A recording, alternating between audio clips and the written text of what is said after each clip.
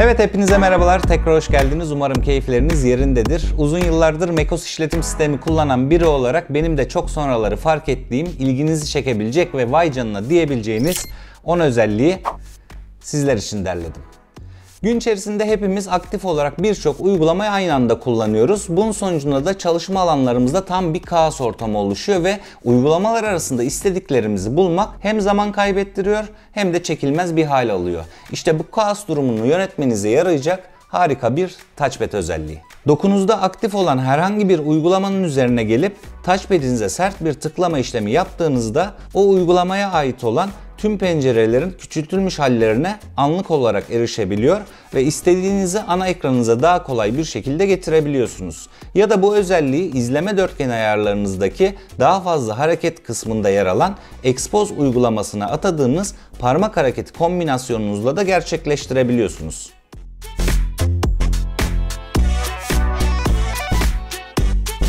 Mac'lerimizde herhangi bir metni düzenlerken genellikle mouse veya touchpad'imizden yardım alıyoruz. Bunun en büyük sebeplerinin başında bence birçoğumuzun klavye kısa yollarını henüz tam olarak bilmiyor oluşu var. Özellikle de Windows bilgisayarlardan tanımış olduğumuz insert tuşunun Mac bilgisayarlarımızda neden yer almadığını düşünen herhalde bir tek ben değilimdir. İşte hayatınızı kolaylaştıracak, içerisinde insert tuşunun da bulunduğu birbirinden farklı MacBook klavye kısa yolları. Klavyenizden Options'a basılı tutup sağ ve sol tuşları yardımıyla kelimeler arasında gezinebilir. Yukarı veya aşağı tuşları yardımıyla da cümlenin başına veya sonuna gidebilirken satırlar arasında da atlayabilirsiniz. Bunun yanı sıra Command tuşuna basılı tutup yön tuşlarından yukarı dediğinizde sayfanın en başına, aşağı dediğinizde de sayfanın en sonuna ulaşabilirsiniz. Ayrıca Options tuşuna basılı tutup Backspace dediğinizde harf yerine tamamen kelimeyi silebilir, Command Backspace diyerek de tüm satırı silebilirsiniz. Fonksiyon Backspace tuşuna basarak da biraz önce bahsetmiş olduğumuz Insert tuşunu Mac'lerinizde aktif hale getirebilirsiniz. Ve son olarak klavyenizden Command Shift yön tuşlarına basarak farklı seçimler yapabilirken Option Shift yön tuşları yardımıyla da imleç öncesi ve sonrası kelimelerinizi sırasıyla seçebilirsiniz. Ve tüm bunlara ek olarak Apple logosunu herhangi bir metin belgenizde kullanmak isterseniz Shift Options K tuşlarına basmanız yeterli. Eğer bir Mac bilgisayarınız var ise hiç şüphesiz birçoğunuz Photoshop gibi resim düzenleme işleriyle de uğraşıyordur. Benim de henüz yeni keşfetmiş olduğum çok ilginç bir özelliğe geldi sıra. Mac bilgisayarlarınızda birkaç mouse hareketinizle JPEG formatında olan resimlerin arka planlarını Photoshop kullanmadan silebilir ve PNG formatına dönüştürebilirsiniz. Birçoğumuzun henüz farkında olmadığı bu özelliği kullanabilmek için yapmanız gereken aslında oldukça basit. Dönüştürmek istediğiniz resme sağ tıklayın ve hızlı eylemlerden arka planı kaldır deyin. Saniyeler içerisinde PNG dosyanız hazır.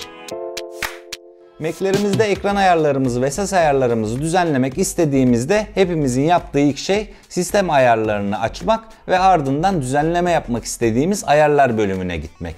Aslında klavye tuşlarımız üzerinden de bu ayarlara kısa yoldan erişim sağlayabiliyoruz. Eğer ki klavyenizden Option tuşuna bastıktan sonra parlaklık artırıp azaltma tuşlarından birine dokunursanız doğrudan ekran ayarlarınıza, ses artırıp azaltma tuşlarından birine dokunursanız da ses ayarlarınıza gidebilirsiniz.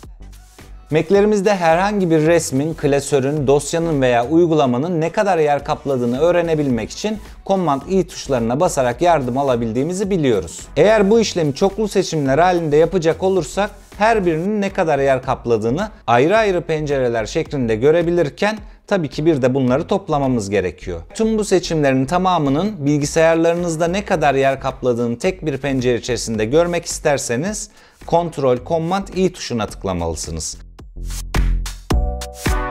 Ayrıca Command I tuşuna basıp herhangi bir uygulamanın bilgisayarınızda ne kadar yer kapladığına baktığınız esnada uygulama simgesine Command C diyerek üçüncü parti bir uygulamaya PNG olarak Command V ile yapıştırabilirsiniz. Bilgisayarlarımızda herhangi bir ayar yapmak istediğimizde tabii ki ilk olarak sistem ayarlarına, ardından da ne yapmak istiyorsak onunla alakalı bölüme gidiyoruz. Peki size bunun daha kısa bir yolu var desem? Dokunuzda sistem ayarlarının üzerine gidip mouse'unuzla sağ tıkladığınızda tüm ayarların liste şeklinde bir görüntüsünü görebiliyor ve istediğiniz ayara doğrudan hızlı erişim sağlayabiliyorsunuz. Ekran resmi almak hepimizin gün içerisinde sıklıkla kullandığı bir eylem.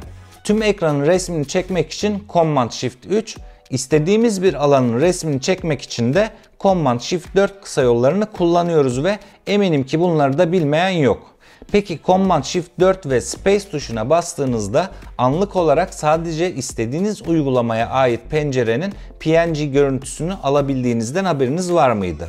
Bu tuş kombinasyonu ile uygulama pencerelerinizi arka planları gölgelendirilmiş olarak oldukça şık bir şekilde kayıt altına alabilir ve 3. parti uygulamalarınızda da kullanabilirsiniz. Ayrıca ekran resmi çekeceğiniz alanı seçerken kontrol tuşuna basarak aldığınız görüntüyü masa üzerinize kayıt etmek yerine bilgisayar panonuzda saklayabilir ve sonradan başka bir yerde de kullanabilirsiniz.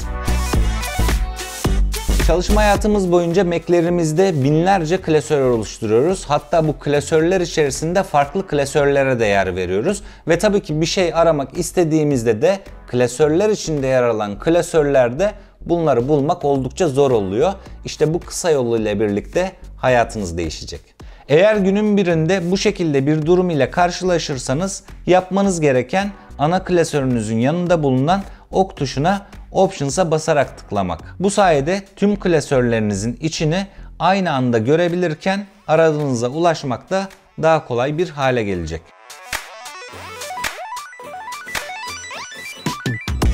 İsterseniz gelin şimdi biraz da arama motorlarımızdaki kısa yollardan bahsedelim. Herhangi bir sayfada gezinirken Command L tuşuna basarak doğrudan adres çubuğunuza gidebilirken adres çubuğunuzda yaptığınız aramayı dilerseniz Shift Enter tuş kombinasyonuyla yeni bir pencere veya Command Enter ile yeni sekme olarak açabilirsiniz. Arama motorlarınızda Command T tuşuna bastığınızda yeni bir sekme açabilir, Command W ile de sekmeleri kapatabilirsiniz. Ctrl Tab ile açık olan sekmeleriniz arasında rahatlıkla gezinebilir. Command ve rakamlara basarak da hangi sekmeye gitmek istediğinize doğrudan karar verebilirsiniz.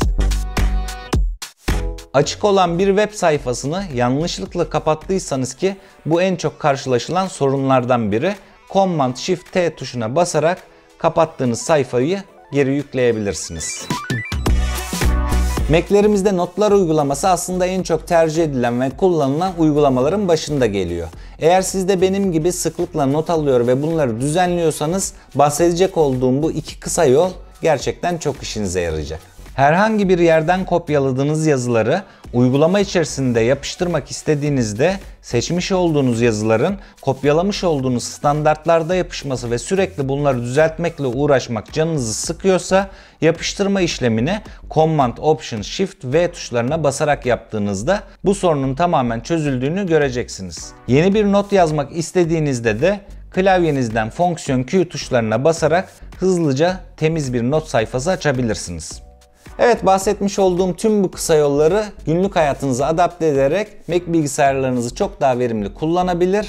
İlerleyen dönemlerde bu tarz içeriklerden haberdar olabilmek için de kanalıma abone olabilir veya daha fazlası için yanda çıkan videolarımdan birine göz atabilirsiniz. Bir sonraki videomda görüşünceye kadar şimdilik kendinize dikkat edin. Hoşça kalın.